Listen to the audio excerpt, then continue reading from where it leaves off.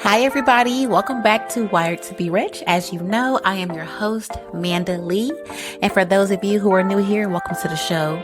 I promise you will not regret being here at all. This show is called Wired to Be Rich because we talk about all things wealth, everyone. We talk about how to be rich in your finances. So some episodes we get into stocks, trading, and money. We talk about how to be rich in your mindset, how to be rich energetically, how to be rich in who you are as a person so you can really become the best version of yourself. For those of you who have been listening since day one, or you have been listening for a while now, thank you so much. I say it every episode and I will keep saying it until the very last one. I truly appreciate your support and it does not go unnoticed. The show is gaining so many followers every single day and I'm not joking. Literally, I check every single morning and my followers are going up. I don't know what's going on. The algorithm is algorithming, but whatever is happening is working and it honestly shocks me, but in the best way possible. Today's episode is going to be about that almost love that a lot of us experience right before we meet our soulmate. It is that almost person who shows up and looks perfect. They feel aligned and seem like everything you ever asked and prayed for, but deep down you know that staying with them long term would eventually destroy you or pull you away from yourself. So this episode is going to be about how to spot that almost person, how to be able to tell who they are, and how to stay open and grounded knowing that your soulmate is coming right after that. This, to me, is one of the richest forms of self-sovereignty that you can have. In that waiting period between your almost person and your soulmate, there is so much happening to you physically, energetically, and mentally, and you really do glow up in ways you never thought you could before. So that is what we're going to be getting into today. So let's just get right into it. She's not just a podcast host. She's a movement. Manda Lee is teaching people how to break cycles and build real wealth, mentally, financially, and spiritually. People all over the world are waking up to her message. Wired to Be Rich isn't just a podcast, it's a mindset shift.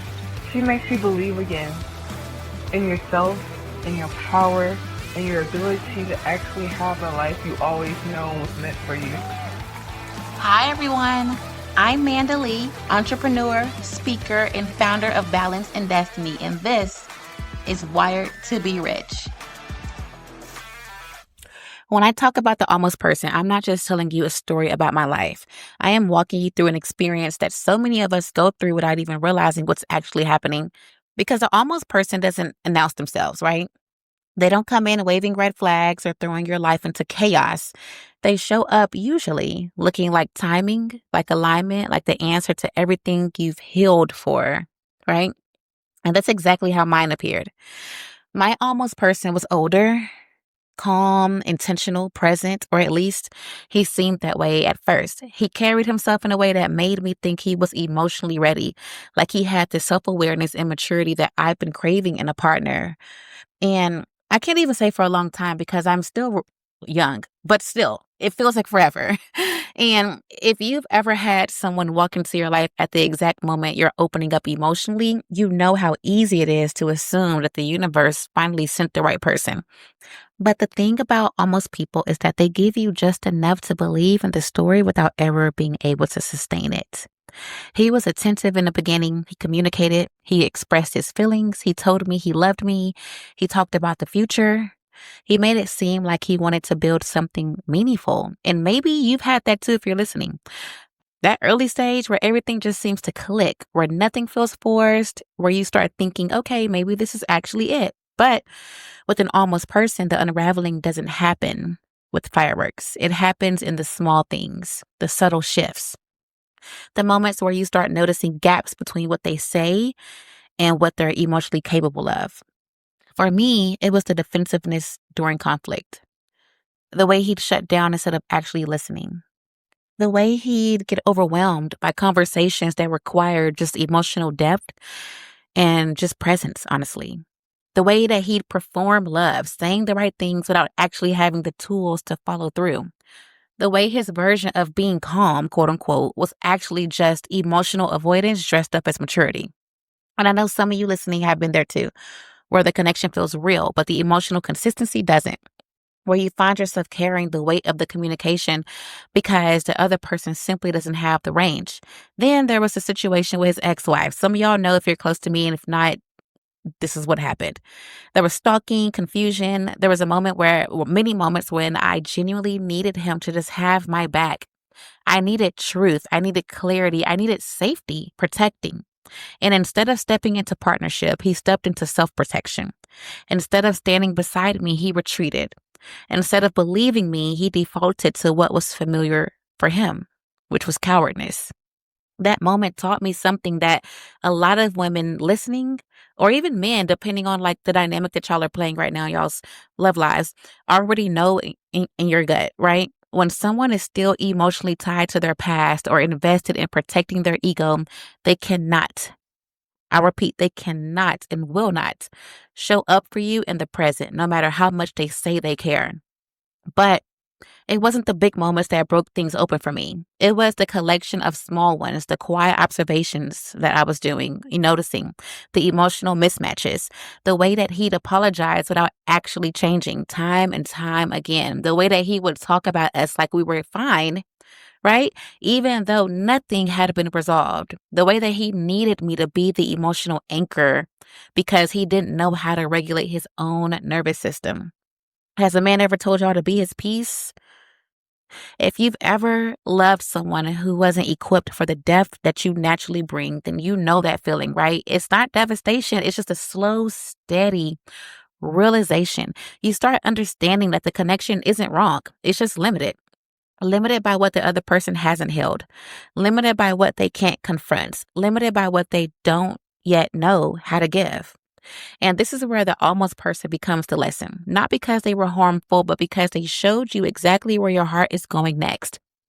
My almost person helped me see the difference between potential and partnership, between love that feels good in conversation and love that feels safe in action, between being wanted and being chosen, between someone who enjoys the version of you that nurtures them and someone who's ready to meet you where you stand.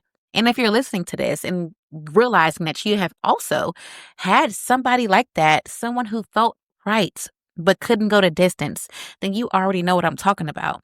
He wasn't my ending. He was my turning point. He was the moment that I realized I wasn't confused. I was evolving.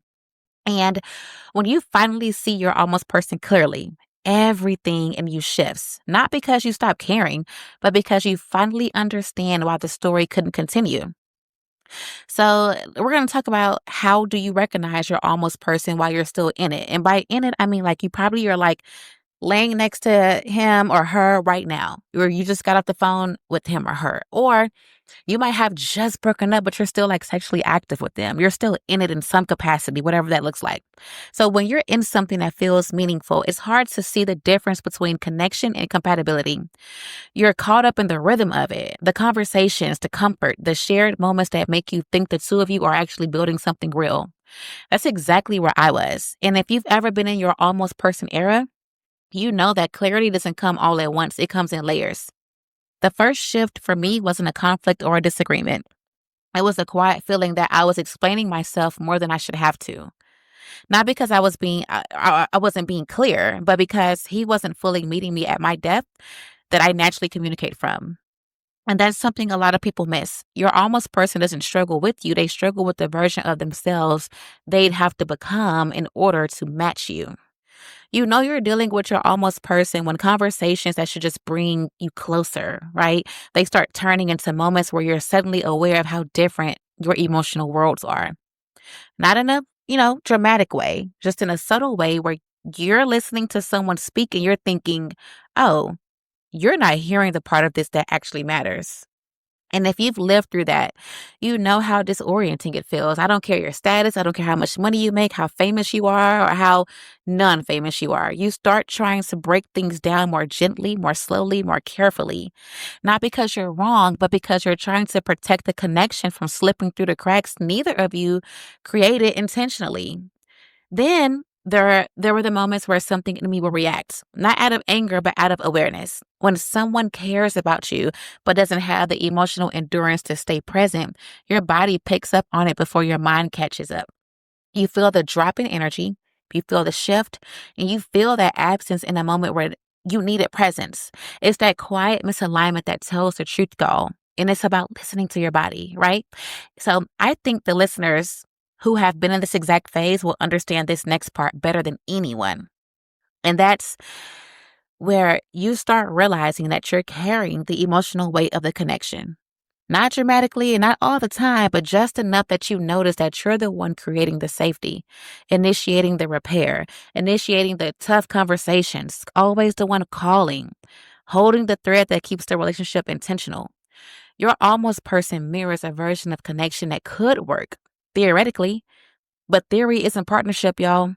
And the moment you realize that you're doing the internal work for two, something in you softens. Not because you're giving up, but because you finally see the truth clearly. For me, that truth became sharper when I needed him in a moment where the stakes were higher for me. Not a massive life event, right? But something that required emotional steadiness, understanding, and accountability. The kind of moment that reveals who someone is underneath their potential. And that's where the gap showed itself. Not in him doing something wrong, but in what he couldn't quite offer me. And that's when the concept of the almost person made sense to me in a way I had never understood before. It's not about them being harmful. It's not about them being unkind either. It's about recognizing the emotional limitation that becomes visible when the relationship requires more depth than they know how to give. And a lot of y'all may be in that place right now. That's the space where you're not hurt, you're not angry, and you're not even looking for closure. You're just finally acknowledging that the connection you're in is beautiful, right? But not built for the long term. It's the realization that you and the person in front of you are not wrong for each other. You're just not growing in the same direction. And emotionally, that's the moment where your almost person begins to reveal themselves. Listen up, y'all, because they're not the person who failed you, but as the person who led you to a deeper understanding of what you truly need. Now, there's a moment the illusion breaks and you finally tell yourself the truth. There's always a split second, a single breath, a single interaction, a single shift where everything inside you finally lines up and you see the situation for what it really is. And if you've lived through your almost person era, you know exactly what I'm talking about.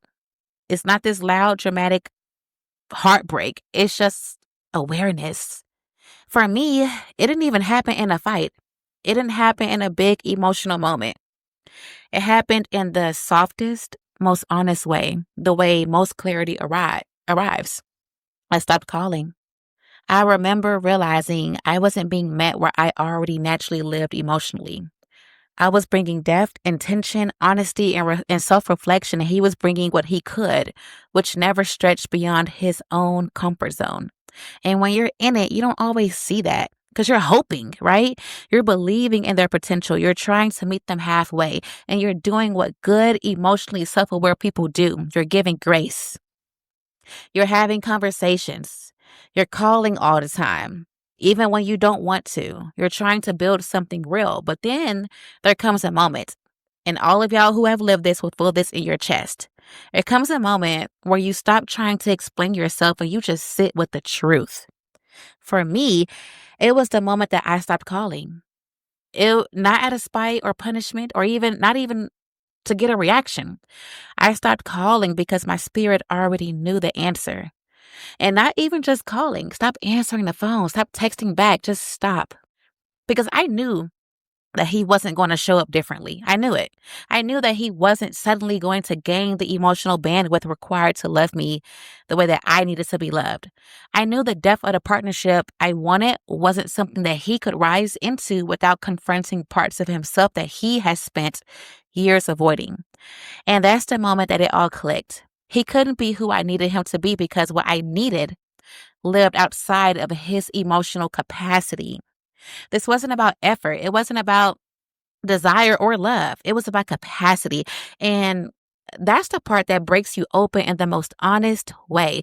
When you finally understand someone's limitations, you start taking their behavior or you stop taking their behavior personally, right? You stop trying to reach for what isn't there. You stop editing yourself to make the dynamic easier, or you stop performing emotional gymnastics to bridge a gap that you didn't even create.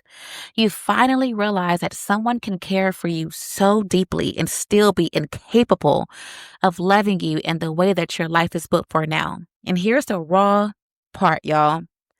The part that stung for 2 seconds before turning into liberation for me. I realized that he would never find anyone better than me, but he will find someone better for him. Let that sink in, y'all. Because that's the truth that nobody ever says out loud. Sometimes you are the best version or the best partner or the healthiest partner or the most emotionally available partner and willing to grow that someone has ever had. And still, you are not the partner that they're equipped to grow with. That's the almost person dynamic. They're not your villain or your mistake or your regret. They are your mirror. And listen, I know a lot of y'all can probably relate to this feeling intimately. The moment where you're looking at someone you care about and you finally acknowledge, you say, I'm not leaving because you're bad for me. I'm leaving because you cannot go where I'm going. And that's the moment that the illusion breaks in half, literally. Like everything lifts, like the veil lifts off your head. The moment that you detach without bitterness. The moment your spirit says, this story is done. It's complete. And it is so, right? And once the clarity arrives, you don't chase, you don't force, you don't bend yourself into smaller versions. You simply just accept the truth and let the connection land exactly where it was meant to. So he wasn't my forever, but he was my turning point. And once I understood that, everything else fell right into place. So a lot of you are like, I know that y'all are relating to this, but you want to know like what happens to your mind, body, and spirit after you release your almost person, right? One of the most surprising parts of stepping out of an almost person connection is how quickly your entire system starts recalibrating. Emotionally, physically, spiritually, energetically. It's like the moment you stop pouring energy into something that you can't grow with, everything that you gave away comes rushing back at once, instantly too. It doesn't take weeks or months to come in, y'all. It's instant. Trust me. The first shift is always the body. Your mornings feel lighter. And when I say that, I mean like it could happen like 2 days after, right? That you start really realizing your mornings feel lighter. You wake up without dragging yourself through exhaustion. My sleep is deeper right now. My face is slimming down. My digestion is calm. My appetite is balanced instead of reactive. Like I'm not stress eating. I'm not reaching for comfort food 24/7. I'm not eating super late at night anymore. I'm not using meals to soothe myself because there's nothing I'm trying to soothe because I'm at peace. My body feels like it's finally operating in a real time instead of crisis mode. I'm not bloated or inflamed. My cravings are almost non-existent. My hormones feel regulated. My body feels like it trusts me again. When you stop carrying emotional weight, physical weight stops clinging to you. And the clarity hits everywhere in movement and choices and intuition. Because like for me, like I want to move more. I have been moving a lot more, y'all. I want to take care of myself. I want to walk longer. My mind isn't looping in the background about shoulda, coulda, wouldas. My nervous system isn't reacting to a relationship I had already emotionally left anymore. And then there's the part that no one talks about, the shift in your sexual energy. Don't get me wrong. I'm still fully open to intimacy, the real kind though, the connected, intentional, deeply present kind of intimacy that comes with a partner who can meet me emotionally, spiritually, and physically. But my body is more selective now. It's more honest. It gravitates towards alignment, not attachment, and it craves connection now, not comfort. And there was one moment, the moment that I truly realized that I had grown that I will never forget. It was around the time that everything was ending with my almost person about a month ago. I stayed over, and the next morning, we were kissing each other in that familiar, lingering way that you do when you're breaking up with someone and grieving them at the same time. And every part of me wanted to go further with him. Every part of me wanted that closeness, that softness, that feeling of being held, even if it was temporary. But in the middle of that moment, something inside of me, the wiser, grounded, future version of myself stepped forward. And I literally said to myself, I was like, no, don't do this, Manda, because you're not craving him. You're craving love. And if he was capable of giving you that, you wouldn't be hurting the way that you've been hurting. So I stopped. And it was hard to stop, y'all. I'm not going to lie to you. But not because I stopped because not because I didn't want him, not because the chemistry wasn't there, not because I was cold-hearted, but because I finally saw the difference between intimacy and seeking comfort from someone who couldn't actually meet me. Do you know?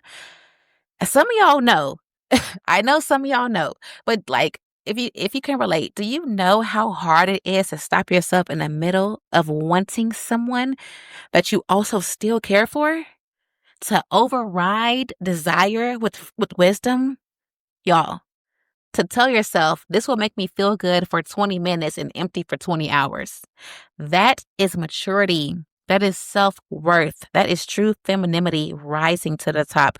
And that's when you know that the attachment is breaking and the clarity is taking over. And I know someone listening has lived that moment too.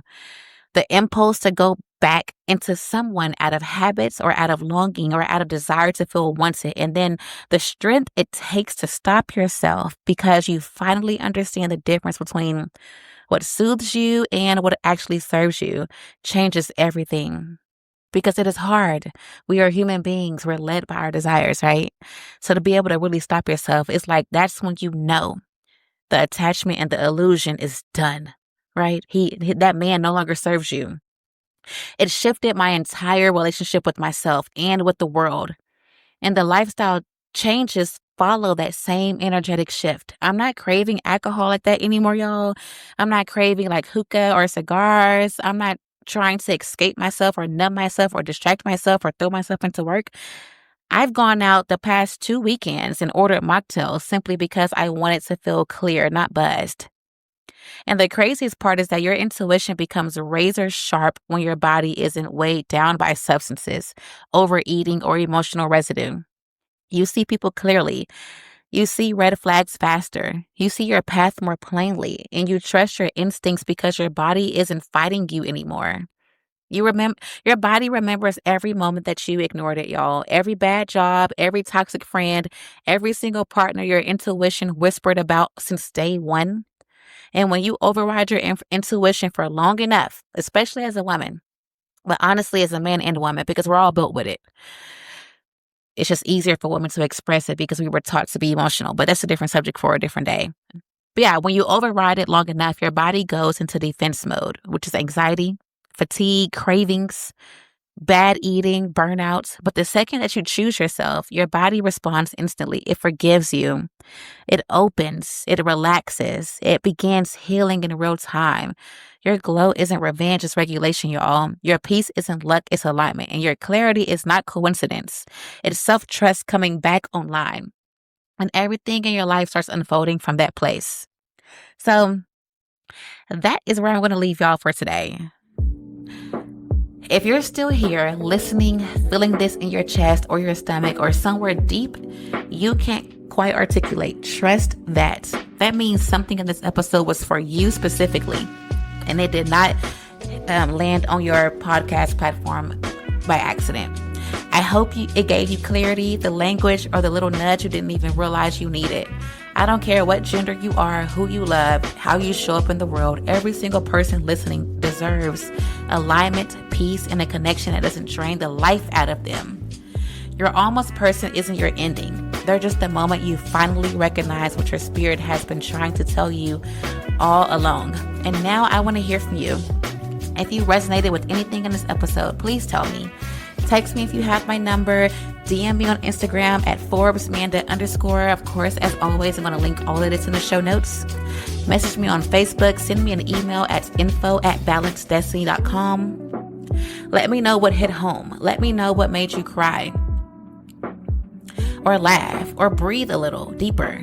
I love hearing your stories when y'all reach out to me because half the time y'all tell me something I didn't even realize I needed to hear also.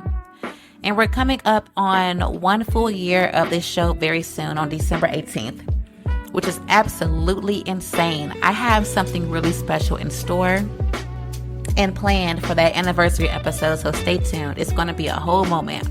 Also, a quick life update before I let you go. I am moving this weekend, y'all. Literally this weekend in the middle of Thanksgiving chaos. So pray for me. Send good energy and all of that. I hope all of you have an amazing holiday. Eat good, rest, enjoy your family and friends, enjoy your time away from work. Take space where you need it and fill your body with what actually nourishes you. And by next Tuesday, I will be recording from my brand new place, which is bigger, it's brighter, and it's more aligned with where I'm at right now. And I'll probably be starting my new job because, yes, your girl got another offer. I know. But hey, where the money goes, Manda goes. We're growing in every direction this season. So thank you for spending this time with me today. And thank you for choosing this episode. Thank you for choosing yourself, more importantly. I will see y'all next Tuesday in a bigger and better space because we're on to bigger and better things, right? I love all of you. See y'all next week. Bye.